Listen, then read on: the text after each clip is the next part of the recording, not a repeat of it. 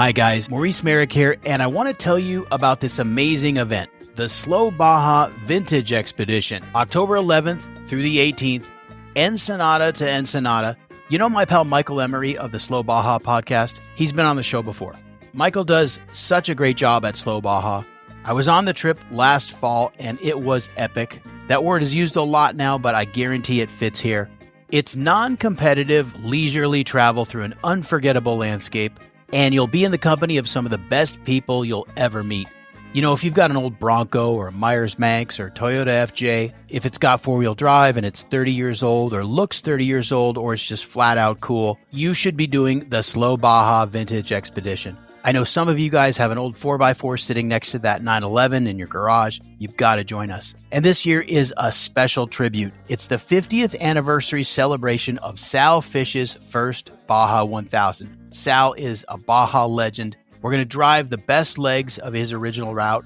Sal is going to be on the trip pouring Fortaleza tequila for everyone. We've got Kurt LeDuc, Off-Road Motorsports Hall of Famer, trophy truck driver, and Kurt's coming along as the mechanic. So that opens up the trip to you Jeep guys, you Scout guys, even us Land Rover guys. Michael and his team take care of all the details. It's all-inclusive, 3 meals a day. In fact, I guarantee you'll eat better in Baja than you would at home. Primo camping along the way, and a hotel for the last night where you wash away that trail dust, but the memories are going to stay with you forever. So don't miss it. October 11th through the 18th, Ensenada to Ensenada. Go to slowbaja.com/adventures. There's a link in the show notes, but space is limited. So go to slowbaja.com/adventures today and join us on the Slow Baja Vintage Expedition.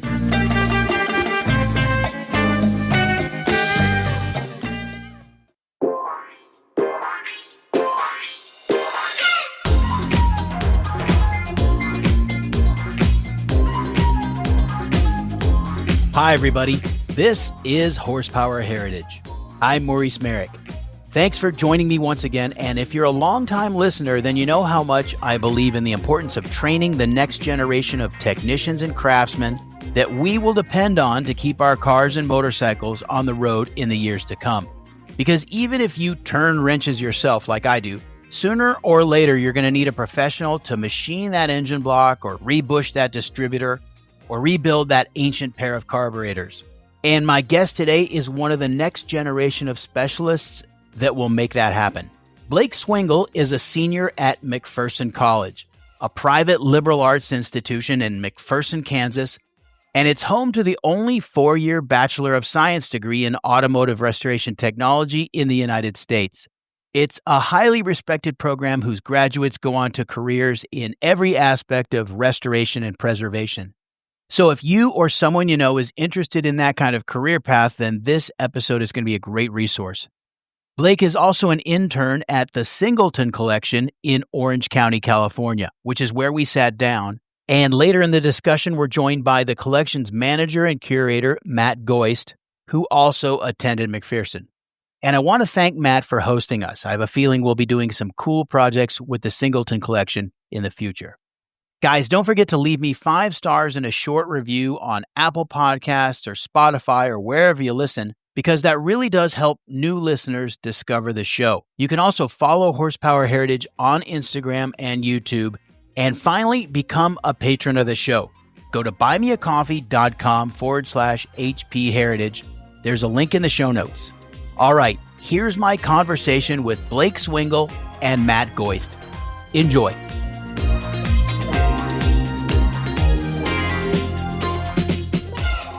So you are from Columbus, Ohio. That is correct. Yeah. What were you doing? I mean, you're a young guy, so you got out of high school, and what was the plan? So got out of high school and didn't have an idea of what I wanted to do. So my dad said, you can either join the military or you can find a trade.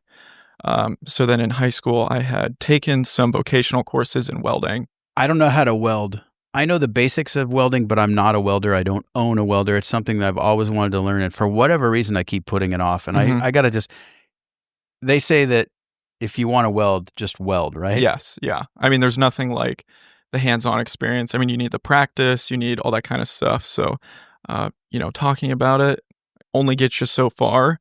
But just, I mean, as simple as, finding some sheet metal and just starting to run a few beads on some metal will take you places. I've got a firewall sitting in the garage that needs a lot of rust repair. I'll practice a little bit, and that'll be my first big welding project. Mm-hmm. So yeah, all the welders listening are laughing like, dude, it's not a big deal. Just don't overthink it. Yeah, right.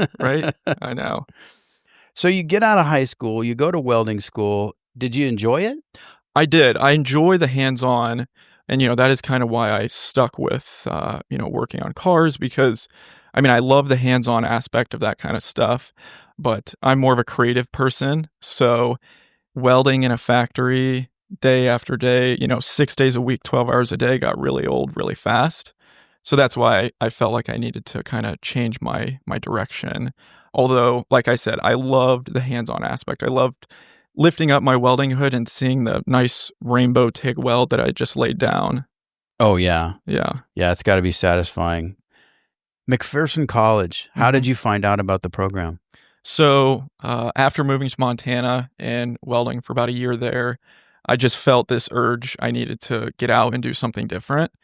So my dad and I had sat down and kind of curated a list of potential, different paths I could go down that are still within kind of my passion. So hands-on, but also creative. And, then you go down this rabbit hole on Google, typing in like, here's what I like, here's what I don't like. And then eventually, somehow, through many Google searches, that led me to McPherson.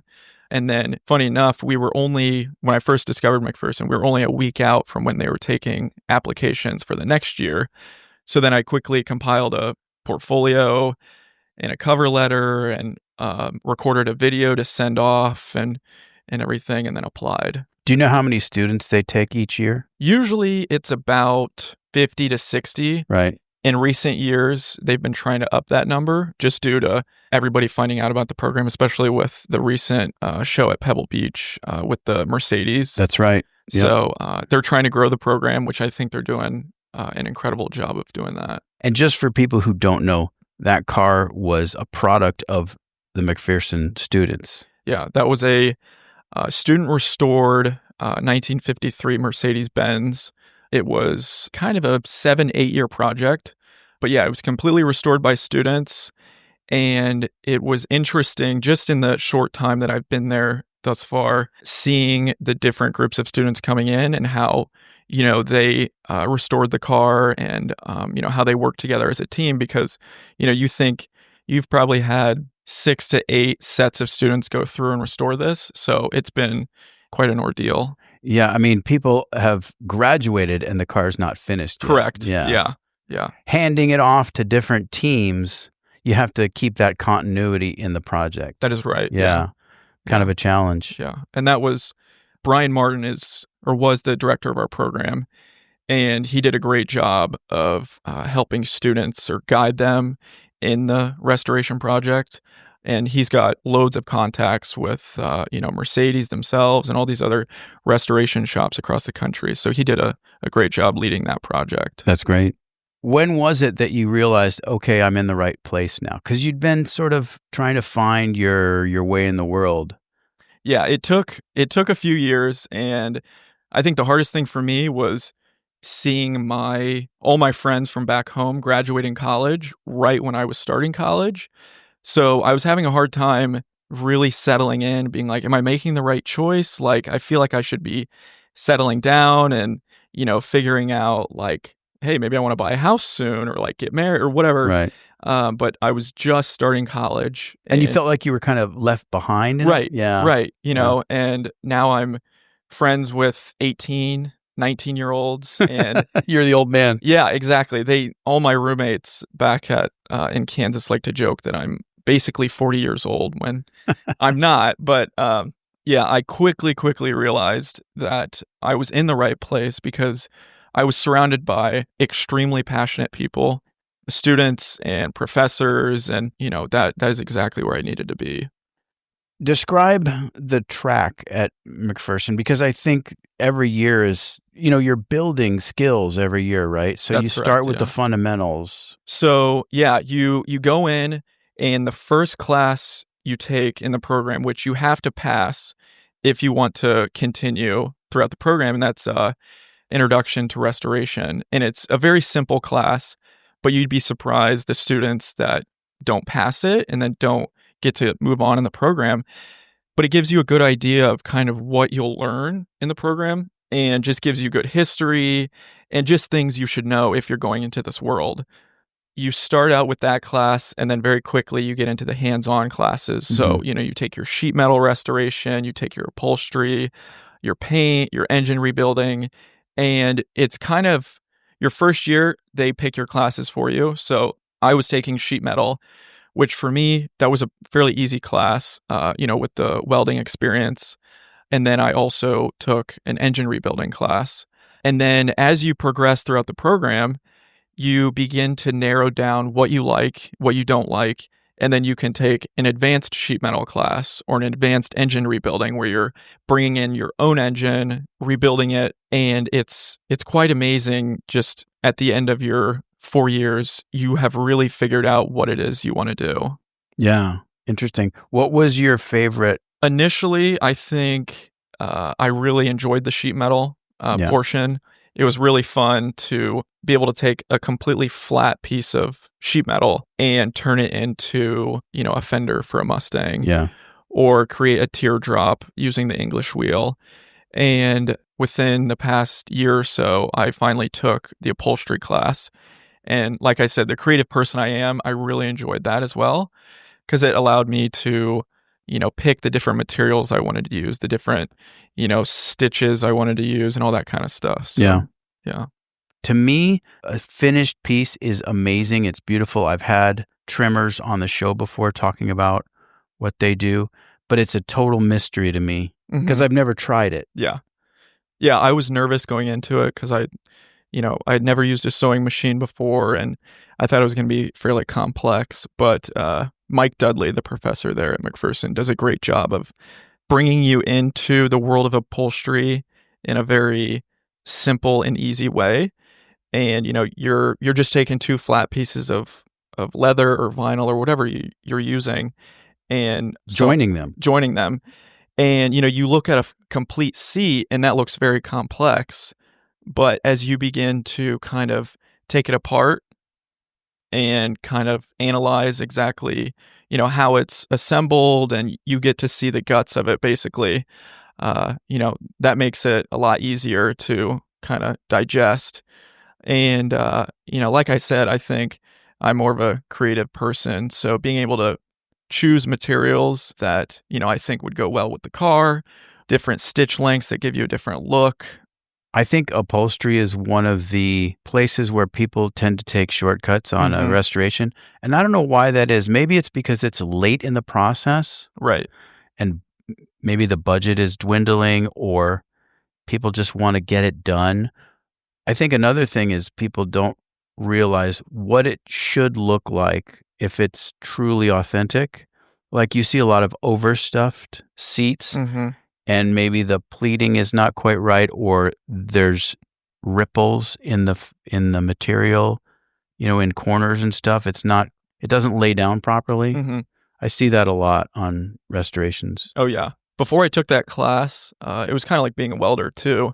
I didn't really notice that too much, but when you begin to do stuff yourself and, see how it's actually supposed to look and look at period photos of the seats to see what it looked like coming straight out of the factory, you begin to analyze, maybe hyper-analyze every car that you see, and you're like, wow, that looks really good, or yikes, there's a lot of work to be done here. And I think you're totally right. I think it's a last-minute process that's sometimes rushed, but additionally, I think, you have a lot of these trimmers out there in the world that are getting older and, have been doing this for years, and maybe you don't have the right people moving into those roles. So, they're not doing quite as good of a job. So places like McPherson, really teach the fundamentals to do a proper restoration. Yeah. Well, plus there's also the matter of price point. Like a lot of people don't want to pay what it really takes to do it properly. Right. They just order like a kit. And do it that way, especially with American cars and so forth. Some of those kits are pretty good, but, Yeah. how does McPherson source their cars and their engines and all the stuff that you need to do the hands-on work? So there's a lot of people that just end up donating cars to the program. And I would say there's a fair amount that the school has to turn down. We've actually been kind of trying to get rid of some cars that we've had for years that maybe are in good condition and that can go to another home that people can actually use them and drive them. And people want to, donate their cars and see students work on them and gain something from them. So you'd be surprised just the amount of people that are like, hey, I've got this sitting around. Do you guys want it? Like it's doing me no good here. And I'd love to see it on the road again. Funny enough, we had a car show back in May, our annual car show, and a trailer shows up, and on the trailer is a beautiful Aston Martin and an Abarth, and they're getting rolled off. And then behind that is an engine that's being rolled off on an engine stand that they're donating as well. Wow. So, you never quite know as a student what's going to show up. So all those were donated? Not just the engine. Oh, I see. Okay. Just the engine, yeah. The cars were shown up for the show. And I got you, yeah. Yeah. Very cool. Yeah. And that show is a big deal. Correct. Yeah. Yeah. It's the first weekend in May every year. And, McPherson, Kansas, it's out there a ways. I mean, it's an hour north of Wichita. So there's no major cities near us. And you think, okay, there can't possibly be, a nice car show within, 100, 150 miles. But every May we put on, quite honestly, one of the better shows in the country. I mean, like I said, we had a Aston Martin show up this past year. We've had Duesenbergs, the Simplex here at the Singleton Collection has been there. 250 Lusos, some really, really good stuff showing up. And good variety too. Good variety. I'm not biased. Maybe I am, but I feel like we do a really good job doing that. That's great. Yeah. What kind of cars and engines are you guys working on in the program day to day? Probably a lot of American stuff. Correct. Yeah. In our engines class, it's a lot of just small block Chevys, stuff that's, easy to disassemble and reassemble. And then kind of some of the complete cars we have that students are working on. We finished in our chassis class this last semester. We were replacing some parts on this wagon that Tom Cotter had donated. Oh, that's cool. A few years ago. And of course, it was one of his Barn Find episodes. So it was fun to work on that car. And then what was it? It was a Country Squire wagon. Oh, nice. What year? Do you remember? I want to say it's a 62 or 63. Okay. Bright red, so it kind of fits the McPherson colors. And yeah, that was a fun car. We kind of packed it full of students once we, finished what we were doing on it and took it for a lap around campus. Now that you mentioned, I think I saw that online. Yeah. Yeah. Yeah. Really cool. I love wagons. Yeah. They're fun. Especially if you have a bunch of friends and you want to go somewhere on a trip Do you also have a full machine shop? We do, yeah. Because that's a specialty of its own. It is, very much so. I mean, when you're dealing with some of these cars that you can't find parts for nowadays and something breaks, I mean, to be able to machine a new part and have it brand new again is really ideal. Yeah. So, we teach a machining class there at the school taught by Garrett Green, and he does a really good job of that as well. Yeah. Yeah. So you learn like line boring and honing and decking and all of that stuff. That is correct. Yeah. Super cool. Do they also teach you like how to stitch a crack in a cast iron block? Or? Yes. Yeah. Yeah. And there have been friends of mine that have needed to use that because, they rip something apart and it's a oh crap moment. Like, how do I fix this? Yeah. So yeah, that really comes in handy. And, it's amazing to see a lot of the student projects that come into the shop there at school and just seeing how they progress throughout the 4 years that they're there at the school.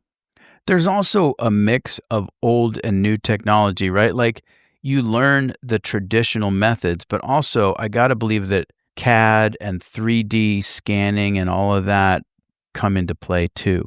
Totally. The school is trying to stick to their roots and teach those very traditional, methods of doing things, but also, with all this new technology that are making it very easy. Like you said, that 3D scanning, one of my friends there at the school was a big part of that, in scanning parts for the Mercedes. And, like I said, you're creating stuff that, maybe you don't have the part, or you only have a portion of it, you have a picture of it. So being able to create those parts from scratch is truly incredible. Jay Leno has a Wills St. Clair. Correct.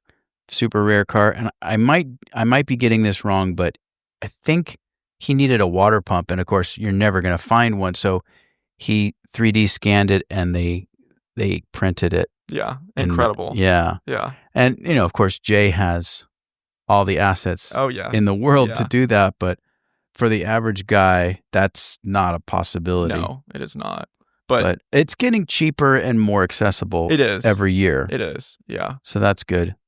During the program, did you notice like different manufacturers' build quality or methods that were interesting to you? Like how Chrysler did something versus Ford? Yeah. Does that become obvious? I think it does. Nowadays, even in terms of design, how cars are designed, you look at, to the untrained eye, you look at these old 30s cars and you're like, oh man, they're so different, they're so cool, and they're just, completely different to what we're used to today. But then, you begin to learn more about them, and, you're around them more often, you drive them, and you begin to realize that, like, just like nowadays, a lot of the cars were the same. Here and there, things were done differently. But like I said, with some of these 30s cars, you have, specific body makers that are creating the bodies for these cars. So, it could be the exact same Duesenberg motor and chassis, but it's a completely different body. It's a Wayman body or a Rolston body or something like that. And it's two completely different looking cars on the outside. Yeah. Well, and also that was prior to the all steel body technology. Correct. So you had a wood frame with sheet metal over it. Right. Very complex. Mm-hmm. You got to be basically a master carpenter as well as a metal worker, right? All the joinery in like door frames and things like that. Interesting. You probably know this about Ford Motor Company. Henry Ford bought a huge parcel of land in Iron Mountain, Michigan area, Iron Mountain Lumber Mill. Yeah. Do you know all about that? I know briefly, yeah. He bought this property in the Iron Mountain Wilderness in northern Michigan because he wanted to be vertically integrated. Of course. And that's where he got all the wood for his cars. They had a lot of waste. They had a lot of sawdust and shavings and whatnot. And Ford, Harvey Firestone, and Thomas Edison were very good friends. Mm-hmm. And they would go camping every summer up there.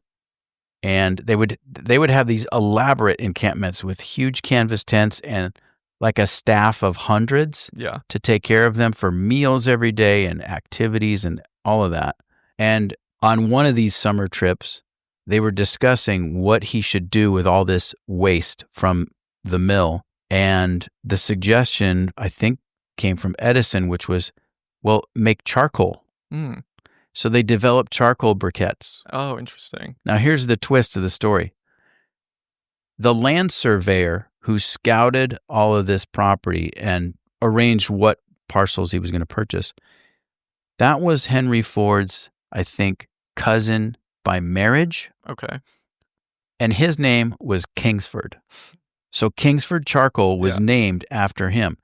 Originally, the charcoal was a Ford product, and they sold it in Ford dealerships nationwide. And this was during the 1920s when there was a camping craze in America. So everybody wanted to get out, especially after World War I. And cars proliferated. You didn't have to take the train necessarily anymore. And with the freedom of the automobile, you could get out into nature. Right. And get to the national parks. And that's when the explosion of camping as an activity happened. And all these companies started to cater to the consumer with camping gear. And so that's where the charcoal came from. And Ford eventually sold it, and then it was renamed Kingsford. Okay, so it was labeled a Ford product. It was labeled Ford. Okay. And as I said, they would sell it in the dealerships. That's awesome. Really interesting. That's funny that you bring up the car camping craze, because there's a class at McPherson that's called Social History of the Automobile, and it goes into, cars throughout time, how they impacted the world and like specifically the United States. And one of our projects in there was to, I think it was a 10-minute presentation in front of the class, and just pick any topic that you want, but that's, associated with cars and how they've shaped, the world over time. And I selected, kind of the car camping craze that went on, like you were talking about, because I myself am a big camper. So it was fun to go back in history and just see. And I saw some of those photos of Edison and Ford and those guys out there camping, and just the elaborate camping scenes that they had. I guess that's really when, glamping kind of started for people. Yeah, absolutely. He practically invented glamping, unless you're talking about the Bedouins, but they were glampers too. Yeah.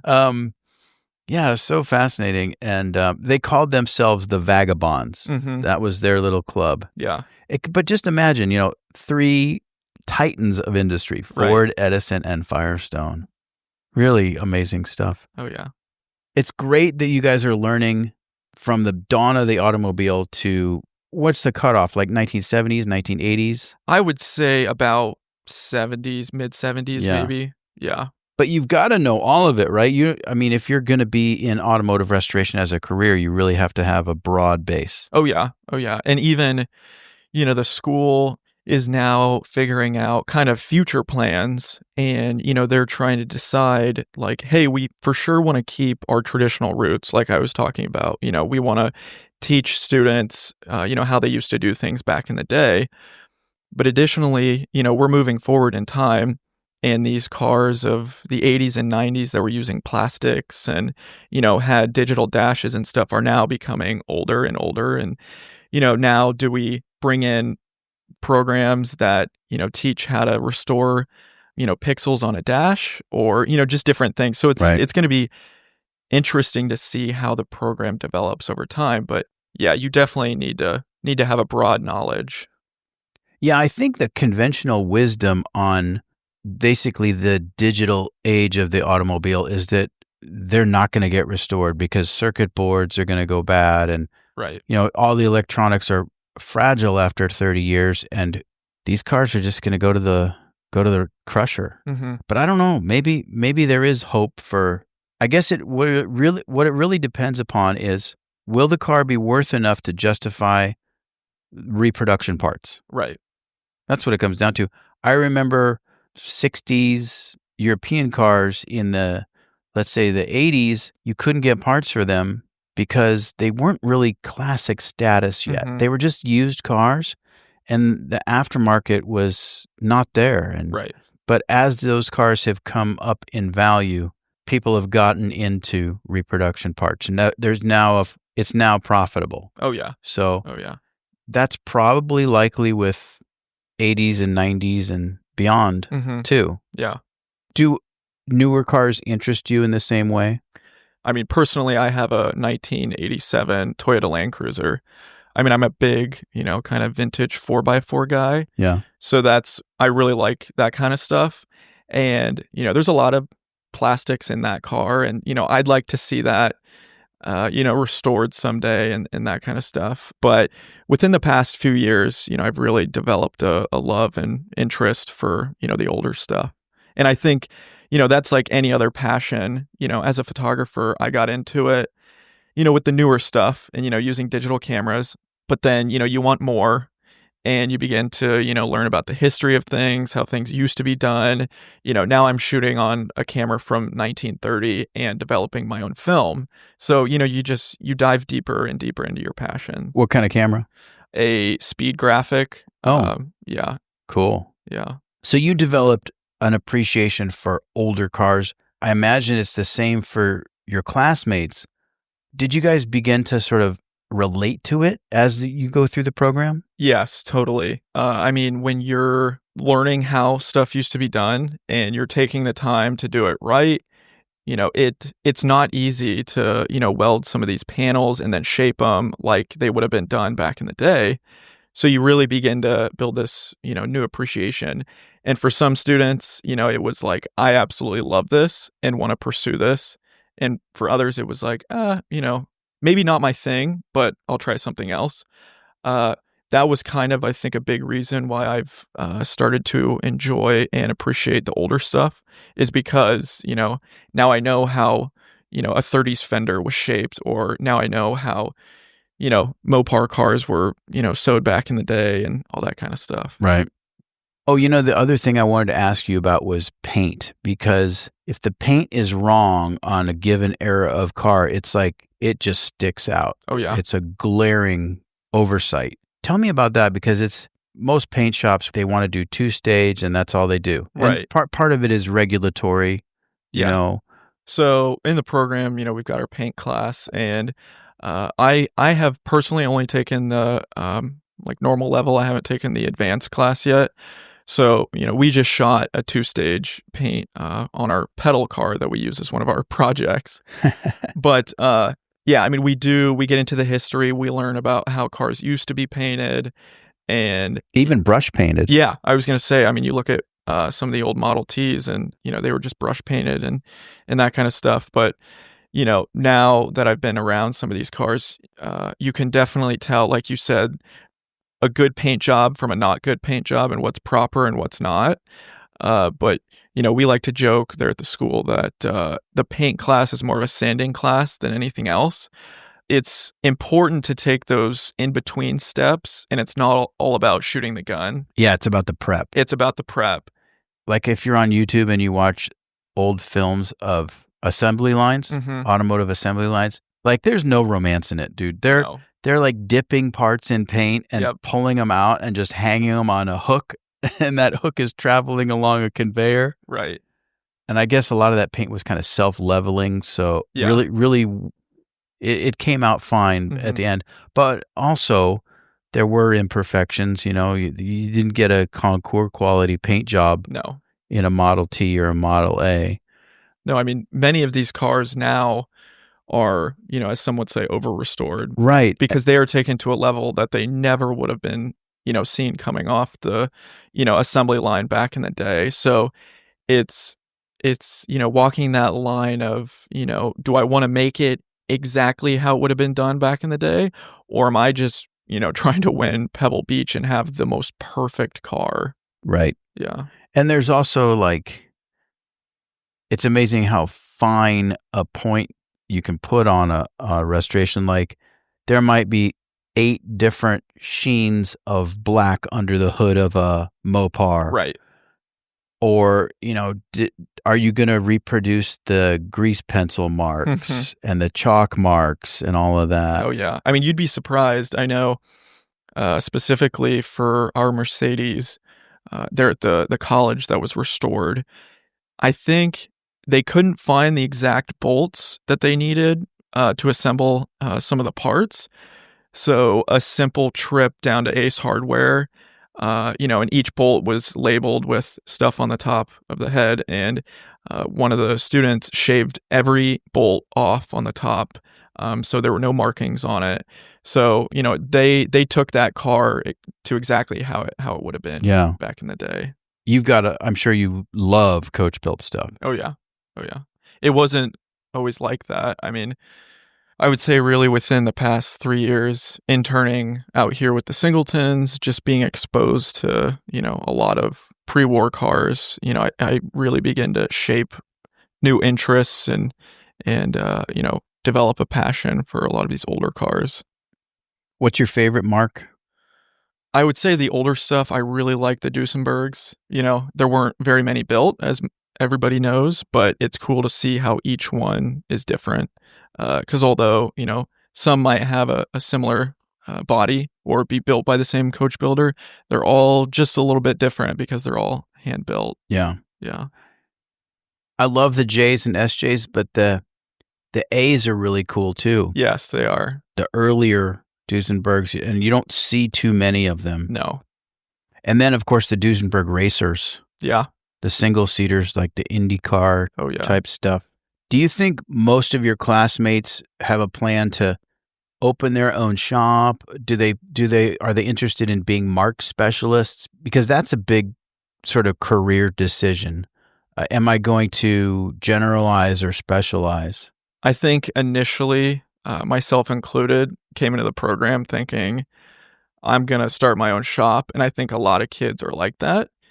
And then, after going through their first year of school and through their first internship, they really quickly realize maybe that's not the route they want to go. And then, by your fourth year and you're graduating, I feel most kids want to specialize and, they've had the time to figure out what they like and what they don't like. So, a lot of kids will, just do upholstery and go to a shop and do that. Or some kids will just be sheet metal or, the program really gives the opportunity to figure out what you like. And most kids, I would say, do specialize in one area or another. So year one is basically introduction to everything, right? Correct. And then each successive year, you just refine and get more advanced. Is that how it goes? That's right. And then there's also 5 different tracks, or emphasis, as they call them, that you can choose between in the program.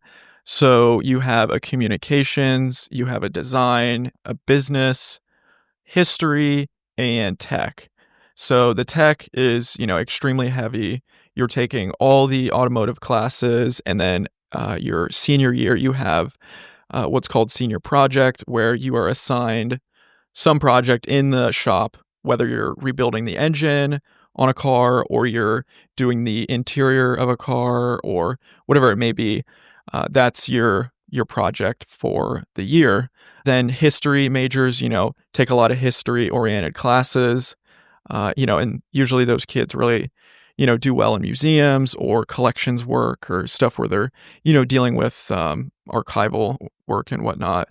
Communications, and then business. I personally am the business emphasis. So, you take a lot of business classes and, learn potentially what it could take to run your own shop or, help somebody else run their own shop or that kind of stuff. So there's a lot of options within the program. I love traveling in Europe, and maybe you do too. But if you'd like the freedom of extended European living or even working or studying in Europe, there's a unique opportunity for classic and collector car enthusiasts to enjoy an appreciating asset and at the same time earn EU citizenship. Portugal Panorama offers a way for qualified individuals to acquire their preferred vehicles while simultaneously securing Portuguese residency through the Golden Visa program. This is a unique 2-in-1 opportunity aligning passion, investment, and legacy. Portugal is a nation on the move, with a fantastic climate, a vibrant economy, and high native fluency in English. Experience the historic charm of Porto, the cosmopolitan energy of Lisbon, and the relaxed coastal atmosphere of the Algarve. Ranked as one of the world's best places to retire, the business and leisure opportunities in Portugal are unparalleled. Portugal Panorama's Aquila Wheels Fund allows collectors to add to their garage while enhancing their family's optionality tenfold. Their concierge service handles the acquisition and storage of your chosen collector car, while your investment helps you earn Portuguese citizenship and an EU passport, giving you freedom of travel throughout 29 member nations. Benefits extend to immediate family members as well. Visit PortugalPanorama.com to learn more. Remember, investment involves risk, and past performance is not indicative of future results. But you can learn more at PortugalPanorama.com.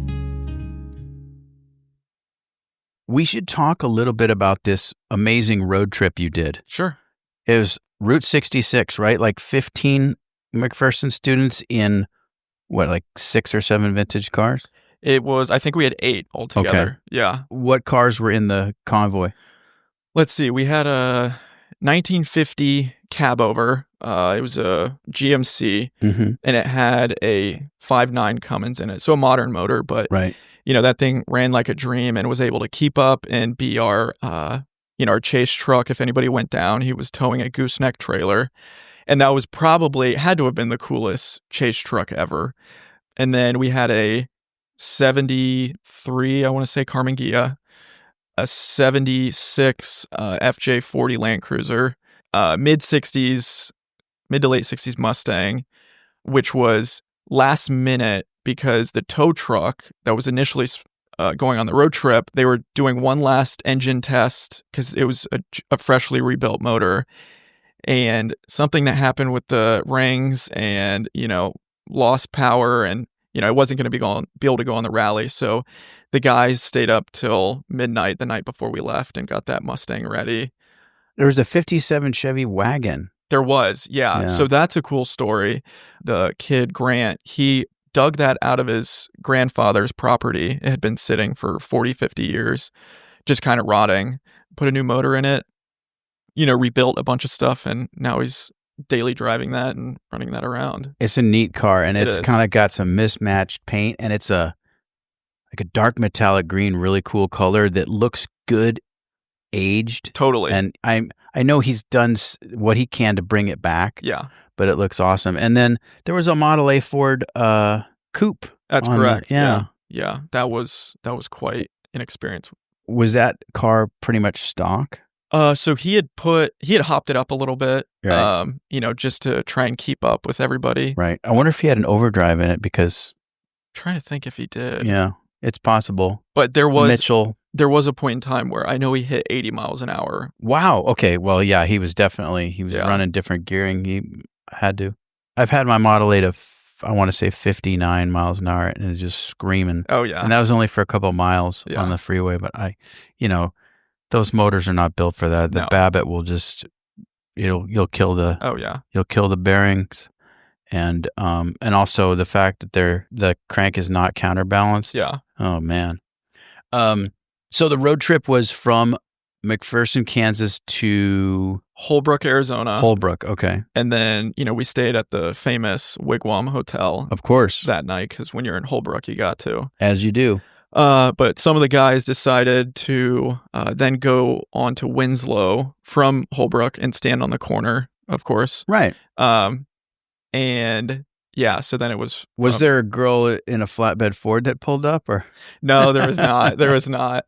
I'm sure everybody was looking, but and then from Holbrook back to McPherson. Cool. Yeah.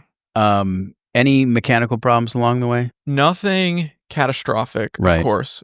If you've seen the short film on YouTube, you saw numerous breakdowns and that kind of stuff. Everything was manageable. Everything was able to be fixed on the side of the road. Good. And, it was a rally. So the guys were racing throughout the day to be the first one at the, location for that day as we had mapped out.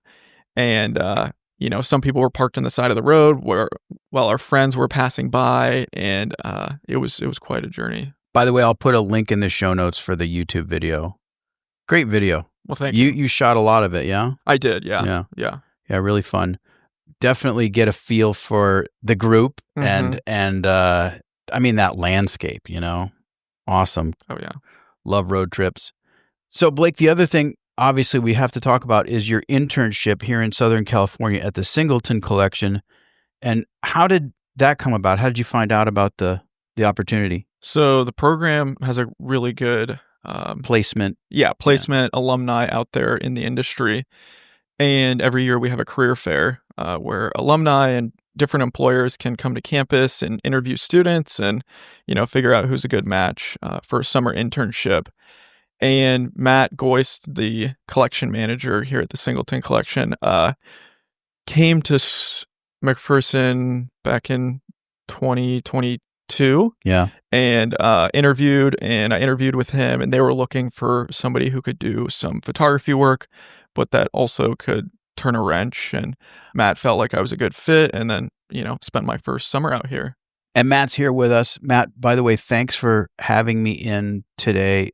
Beautiful collection, and it's an American car collection. Yeah. We're happy to have you here. It is an American car collection. That's our primary focus. It helps with the whole internship program that I'm a McPherson graduate as well. So Singleton's learned about the school in the process of hiring me, and we immediately made the decision together that we would embrace this internship opportunity as well. So when we initially started with this collection, it was just me. We brought in 2 interns right away, and it's grown into something that's become expected now. We've added positions. We've been able to see it through to full-time employment with some of our staff. So it's worked out super well. McPherson, like Blake was saying, does a great job with placement, making sure that students are somewhere in the summer and tons of learning happens in wherever they end up. Yeah. And there's a lot of industries or disciplines that kind of are a small world, but this is a really small world, right? Everyone knows each other. Yeah, it's definitely niche. McPherson has been able to trickle down into all these different subcategories of the car world and gain a lot of exposure over the last 10 years. It's kind of skyrocketed. Being at Pebble Beach was huge for us. It's small, but it's broad. Yeah, and the industry, the restorers, the collections, I have to believe that they are really happy that McPherson as a resource and a training ground is there, and they've got to be very supportive. Definitely. There's huge support. I've been involved with the school for, since I was a student. I started in 2013, and I've noticed 2 reactions when you talk to someone about McPherson in the restoration industry. They either know about it and they're, super excited to advocate for it or tell their story about how they've interacted with the school, or they don't know about it and they're even more excited to know that something like this exists. Yeah, very cool. I'm sure that you guys have compared notes too regarding McPherson, like your experience there versus Blake's. And Oh yeah. And I mean, like Matt has said, the program has skyrocketed even since he was a student there. So it's fun to see how it's changed. And even during my time there, the few years I've been there, and you go to any event and you say, I'm a student at McPherson College, or I'm an alumni of McPherson College, and it's always a good response. Well, Matt, let's talk a little bit about the Singleton Collection. It's a relatively new car collection, but pretty prominent, and these machines are just incredible. Yeah, it is pretty new. Will and Carrie started collecting coming up on 4 years ago. So we've certainly been busy trying to create something that's special, something that serves a purpose in the car world and beyond that. They chose early on, they wanted to focus on the American car story, but as we've been collecting, as they've learned more about this industry and hobby, we've been able to refine it even further and hone in on parameters that help us make decisions on what cars get added to the collection. So we focus obviously on historical significance, but we take it further into provenance, mechanical achievement for the era when the car was built, aesthetics, the design of the car, something that the car may have, achieved at its time period, really like the benchmarks of the automotive industry for America across the last, from the 70s and prior. Right. And this Simplex sitting here is such a prime example. I was on a tour when you were driving this car and couldn't take my eyes off of it. Tell me about this car. Yeah. I try not to pick favorites, but the Simplex does live outside of my office door. So yeah, right. The Simplex is a great car. It was actually the Singleton's first brass era automobile, pre-1916 car. And it spoke to them more so on the historical significance of this exact automobile, not just the fact that it's a 1912 Simplex. Simplex company was in New York. They started as an importing company in the early 1900s. They were importing cars from Europe. Most people know Europe was ahead of the game in developing automobiles. They were beat the United States to achievements quite a bit. So around 1908, they decided that they would just make their own car. They really emulated the Mercedes Simplex in their design and their mechanicals. So this is a 1912. It has custom coachwork by J.M. Quinby Company out of New Jersey, and it was purchased new by Harold Vanderbilt. Wow. That's provenance. Yeah. Well, it goes further than that. Harold actually gifted this car to a friend of his. From 1912 to 1914, there were speculations and rumors, kind of like the tabloids that we have today, that he and Eleanora Sears, the woman that he gave the car to, were, ripe for marriage. They were engaged. They were always together. Well, the truth of it is they were really good friends. They kind of embraced the socialite lifestyle. They were always going back and forth between Boston and Newport, Rhode Island. She was a major tennis player and very known national athlete, and he was a huge yachtsman. He was super into boats. So, was she a Sears, as in Sears and Roebuck? Not Sears and Roebuck. Okay. No, she was a Boston socialite family, and they just really kind of hit it off as friends. She was an unconventional woman for the time period. Right. She rode saddle-side horses and played tennis and would go on these excursions of athletic walking from Boston to New England, like many miles of walks. And it was just really, she was an impressive person for the era. And she kept this car until 1939. Wow. Which is super unheard of. In the dawn of the automobile age, progress was happening quicker than someone could keep up with. It's kind of like the equivalent of the tech boom. Cars were being outdated year after year. So obviously she had an affinity for this car because she never got rid of it until much later in life. And from when she got rid of it, she took it to the inaugural Veteran Motor Car Club meet in Massachusetts. And it was at that meet that she met the collector that ended up buying the car from her, and it entered into its even more cherished life. And it's been restored. Correct. It's actually had a few restorations.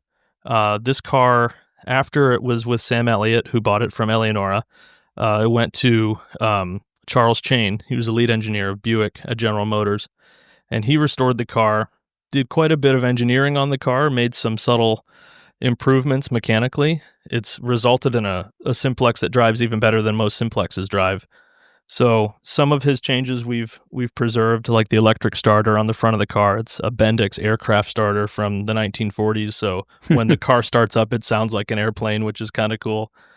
So it's had a long list of pretty prominent collector names, and I think it's on its third restoration. How many cubic inches, and what are some of the specs on the car? Give people an idea. It's rated at 50 horsepower.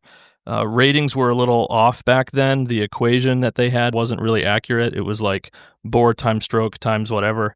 It's a 4-cylinder car. It's a 4-speed transmission. It's 597.2 cubic inch. So a monster. Just about 600 cubic inch. It's like coffee cans for pistons. Right. So, and probably idles at 500 RPM? It idles pretty low.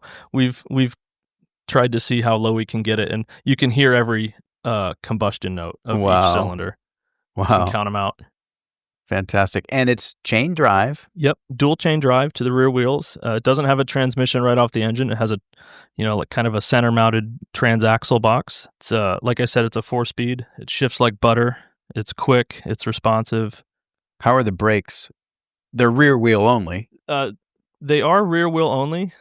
It does have juice brakes now. Oh, good. Okay. It'd be hard to spot them if you didn't know they were there. Well, that's a concession to safety. Yeah. That's one of those things. It's so well concealed on this car, you can't really see it. And thankfully, in a show setting, although we're not super motivated by awards, it's something. If it's a safety improvement on a car, everyone's pretty good about it. Right. Well, the coach work is fantastic. I got to get some pictures of the car and post it to my Instagram so people can just click over there and see it. But it has no windscreen. I guess you call it a torpedo body. It's a sport touring, right? Correct. It was marketed as a torpedo. Yeah. It had a windscreen on it when we bought the car. We actually removed that and put it back to exactly the way it was when new. And I've got some great historic photos from 1912, 1913. I'll share those with you.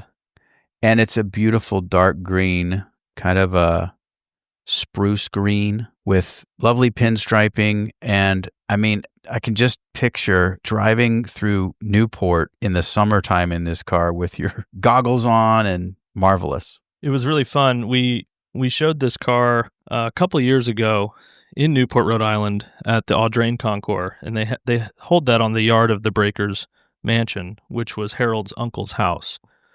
It was really neat to have that car back there driving, through the alleyways and brick roads of the town that it was new in. That was a lot of fun. Yeah, that Gilded Age is fascinating. Just fascinating. I was on the Audrain veteran run a few years ago. Fantastic. And that's, I want to say that was April. And the weather is tenuous at best in Newport at that point. So, we had rain squalls and, we were with Curve Dash Oldsmobiles. I was in a Panhard. Such a fun trip. We had mechanical breakdown in the Panhard. I ended up underneath the car, turning wrenches. And I wouldn't have it any other way. We actually kind of missed the last half of the tour because there was something with the car that we just couldn't get right. And so we had to flatbed it, but it was really fun. Mm-hmm. Yeah. Audrain does fantastic stuff. Let's talk a little bit about some other cars in the collection. There's a Duesenberg, a disappearing top Roadster here. There's 3 Packard 12s, some Lincolns. What else do we have here? Yeah, we've got a beautiful Cadillac V16. It's a first year for the model, 1930. It was bought new by a dairy farmer in New Jersey, and it's been restored, but it's presented exactly the way that it was ordered new, in a really deep brown colored called Cannon Smoke with Aztec red pinstriping. I theorized that the dairy farmer ordered this car exactly the way you see it because he wanted to have kind of a subdued image. The humble dairy farmer in New Jersey that just bought a Cadillac V16. It was one of the most opulent cars in America for the year, especially given what was happening in society at the time. We just experienced the stock market crash. It's the only V16 Roadster from 1930 that has artillery wheels and dual rear-mounted spares, and it's really a wonderful car. We've got the history of that car back to day one. How do you go about finding the right car for the collection? I know that's a big question. But... No, that's a good question, though. Sometimes the right cars end up at an auction, and that's not an avenue that we're hesitant about going down if we decide that that's a car that we want to add. But the American car collection, and even more specifically the pre-war hobby, these cars have lived documented lives up until this point, and the hobby itself kind of took inception around 1938. We see all these national organizations that got formed. So thankfully, that's all recorded. We're able to, kind of trace the lineage of some of these cars. There's not a ton that are still hidden. I won't say there aren't any because I've still pulled cars out of barns, but you can kind of hone in on what you want. And then it's through fostering relationships, you can kind of become the next caretaker of the car. So many of them are owned by people that understand they're not going to be the last owner. So we do a lot of private buying. We do some at auction, but it's really tracking down where are the gaps in the collection. We always have a methodical approach to where we want to tell our story, what we want to have here. So we still have a hit list of things we'd like to have, but we're working through that as we can. And it's not as if simply because a car is widely known in the community and it's at an auction, it's not as if you're trying to unveil some barn find that no one has seen for 50 years. That's not really the goal. No, we're happy to have a car that we become the next part of its story. Right. Some of our cars are better known than others. Some of our cars we have purchased from other collectors that maybe that car was, quote unquote, campaigned through the show circuit in the late 90s, early 2000s. And there's a wide audience right now that may not be familiar with that car. I'll say the good old boys of the car world know about these Packards or these Duesenbergs and so on, but there's a whole new generation that loves learning about this stuff. What got you interested in this in the first place? How did you? That's the big question. I don't really know why I took such a liking to the car world, but as early as I can remember, 12 or 13, I had an affinity for classic cars. It's not really a family thing. I was lucky that I met some people when I was pretty young that I was able to volunteer in a classic car auction house and dealership setting. And that really sealed the deal for me that I knew I wanted to pursue this as a career. My boss at the time, Bob Lichty, who is a kind of a household name in certain car world circles, he was my boss in Canton, Ohio, and he's the one that told me about McPherson. Okay. So it's really the only thing I've ever done in my life is the car world. So, and my interests have evolved over time. And you've been here at the Singleton Collection since day one, right? Pretty much. They entered into the car world pretty rapidly. They purchased someone else's collection, about 20 cars, and I was here about 2 months later. Okay. What was it for the Singletons that made them decide? That's not a small investment. That's true. They had talked about doing this for well over a decade, and they had other ventures in life that were taking up their time. They have a really robust financial literacy education foundation.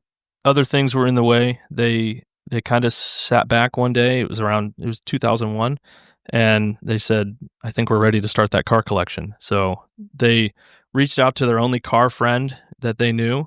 He said, oh, you got to meet this guy. He sells cars. They ended up transacting a deal for a local collection, a guy that whose kids didn't really have any interest in continuing his passion. So there's a lot of that going on, isn't there? There's a lot. It's an interesting subject, but that kind of started them off, and they realized quickly that they wanted to do this right. And funny enough, we connected on LinkedIn. I had my own shop in Pennsylvania, and I was managing another collection, and I was looking for more clients or, kind of my next adventure, and it ended up being move to California, which wasn't really on my radar, but here we are. Here we are. It's, you just never know what'll come your way when preparedness meets opportunity, right? That's very true. By the way, financial literacy, what a great endeavor. Because I could use some more of that. I might take some of those classes myself. Yeah, it's pretty wonderful. It's called the Singleton Foundation, if anyone wants to look it up. It's got kind of different branches that focus on on different topics. It's very interactive. It's very educational based. Even McPherson College is using Singleton Foundation tools in their financial literacy courses. Terrific. All right, so what's Blake's report card for the internship thus far? So far, well, we're on summer 3. Yep. So yeah, I think you're going to keep him. he's doing okay. Yeah. He's been able to help us in many ways. Blake's, I don't want to pump him up too much, but not only did he spearhead our online footprint, public image, he doesn't shy away from getting his hands dirty. He's traveled with us. He's well spoken. So we're hoping he's here back in December full time. He clearly loves what he's doing, and I got to hand it to both of you for, I talk from time to time on the podcast about how we need to pass these skills forward. We got to have people. There are guys who are retiring every day, guys who passed away. Good luck finding somebody who can rebuild that Lucas distributor in 20 years or how to set up chain drive. It's perishable skills, right? Yeah, this industry, I think sometimes we've forgotten more than we've learned these days, and McPherson's really trying to spearhead that effort. And all I'll say is the first step of it all is exposure. If someone knows someone young, have them over to the shop, let them tinker, let them learn about this stuff and see what sparks the fire. Incidentally, the Singleton Collection right now is not open to the public. But you do have some plans going forward, right? Yeah. I try not to use the word private collection because we're anything but private. We open our doors quite a bit for events. That's one aspect that is important to Will and Carrie is using this space for something good. So we use it quite a bit for events. We probably had 15 last year, anything from automotive world based to philanthropy based to local Orange County causes that resonate with us. And we want to get the cars out as well. So I think in the future, we're planning a new vision for the space that we're in, a remodel that'll hopefully happen over the next year. I think it'll definitely take on a even more public presence at that point. Right. So, and I should just say you're here in Costa Mesa, California, and is there a website? Yeah, there is singletoncollection.com. Okay, great. And I'll put that link in the show notes as well. Guys, there's going to be plenty of resources in the show notes. McPherson College, if you know somebody who'd be interested in that program, the Singleton Collection. Blake, I'll throw your website up in there too. Sure. Yeah, that'd be great. Guys, thanks for having me, and this has been fantastic. And let's go look at some of these cars. Yeah, let's do it. Sounds good. Matt Goist from the Singleton Collection, Blake Swingle from McPherson College. Thanks. Thank you. That's all for this episode of Horsepower Heritage. I'll see you back here on Wednesday, July 23rd. It's the 5-year anniversary of the show. Hard to believe. I'm so grateful to all of you. I've got some real super fans out there. Share the podcast with a friend, become a patron. There's a link in the show notes, and that helps me to keep bringing you more of the people and stories behind the machines. And until next time, I'm Maurice Merrick. Thanks for listening.